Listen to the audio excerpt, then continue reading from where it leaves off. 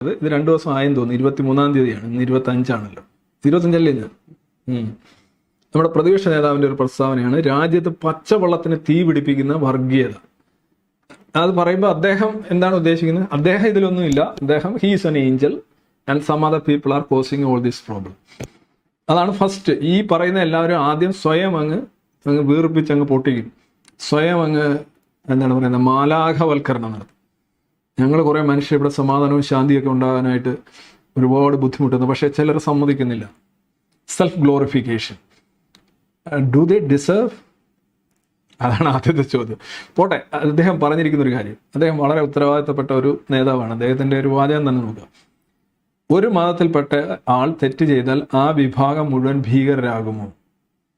നോക്കൂ, ഈ ചോദ്യം ഇതാണ് യഥാർത്ഥ പ്രശ്നം.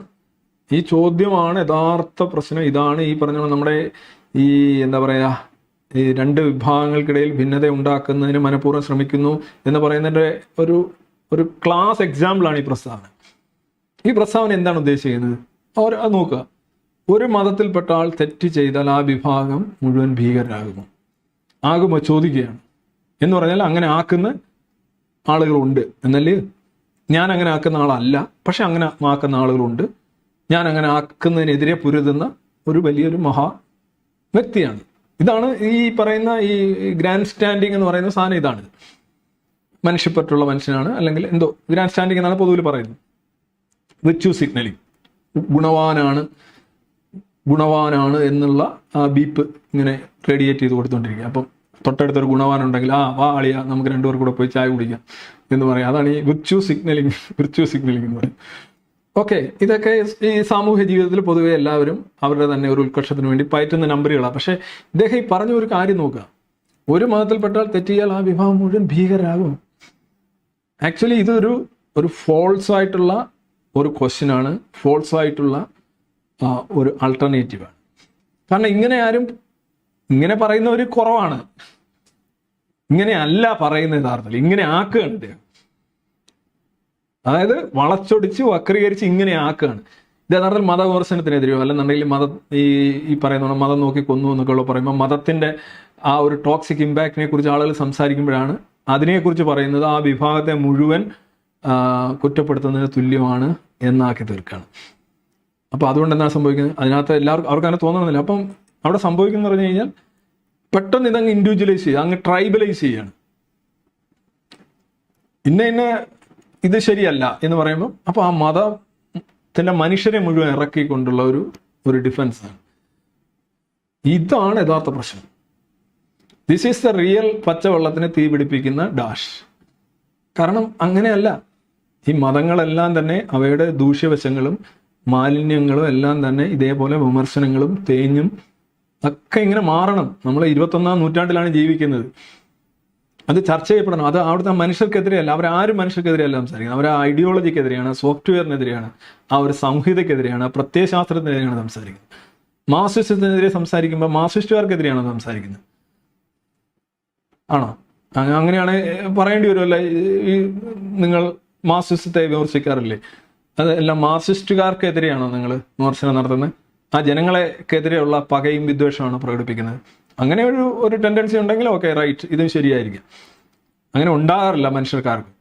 മനുഷ്യരെല്ലാം ഐഡിയോളജിയാണ്. അതുകൊണ്ട് തന്നെയാണ് സോഫ്റ്റ്വെയർ എന്നും OS എന്നും കമ്പ്യൂട്ടർ എന്നും ഒക്കെ നമ്മൾ എത്രയോ വർഷങ്ങളായിട്ട് പറഞ്ഞുകൊണ്ടിരിക്കും.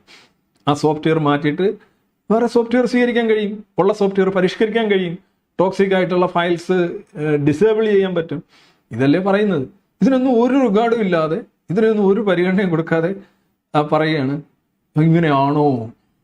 ഒരു ലോഡഡ് ക്വസ്റ്റ്യൻ ആണ്, വളരെ വളരെ ടോക്സിക് ആയിട്ടുള്ള ഒരു ക്വസ്റ്റ്യൻ ആണ്. ഇതാണ് പൊതുവിൽ ആളുകൾ നടത്തുന്നത്.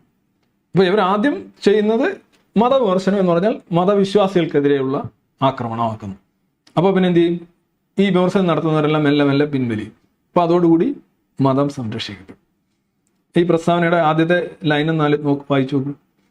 പച്ചവെള്ളത്തിന് പോലും തീ പിടിപ്പിക്കുന്ന വർഗീയതയാണ് രാജ്യത്തെന്ന് പ്രതിപക്ഷ നേതാവ് VD സതീശൻ. ജമ്മു ആൻഡ് കാശ്മീരിലെ പഹൽഗാമിലുണ്ടായ ഭീകരാക്രമണത്തിൽ പ്രതികരിക്കുകയായിരുന്നു പ്രതിപക്ഷ നേതാവ്.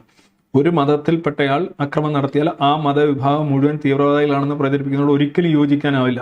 യോജിക്കരുത്. ഇത് ആരും യോജിക്കാറില്ല.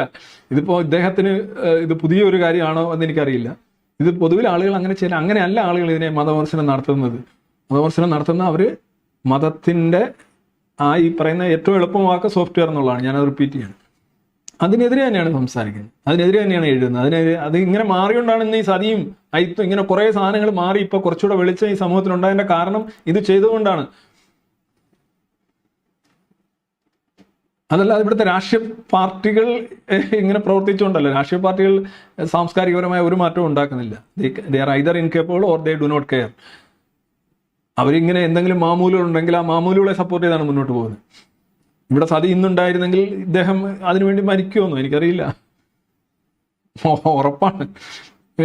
അത് അവരുടെ വികാരത്തെ വ്രണപ്പെടുത്തുന്നു എന്ന് പറഞ്ഞ് ഒരുപക്ഷെ എന്തൊക്കെ അദ്ദേഹം ചെയ്യുമായിരിക്കും എനിക്കറിയില്ല. ഇത് ഒരാൾക്കെതിരെയായിട്ടല്ല ഞാൻ പറയുന്നത്. ബേസിക്കലി ഞാനിതൊരു പ്രസ്താവന കണ്ടു. ഇദ്ദേഹം വളരെ മേ ബി അടുത്ത ആരോണോ അത്ര വലിയ പ്രാമുഖ്യം ഉള്ള ഒരു നേതാവ്, വളരെ ഇതായിട്ടുള്ള ഒരു നേതാവ് പറഞ്ഞുകൊണ്ട് ഞാൻ പറഞ്ഞോളൂ. ഇത് ശരിക്കും ഇത് ഈ ആടിനെ പട്ടിയാക്കുന്ന രീതിയിലാണ് ഇവരുടെ രീതി.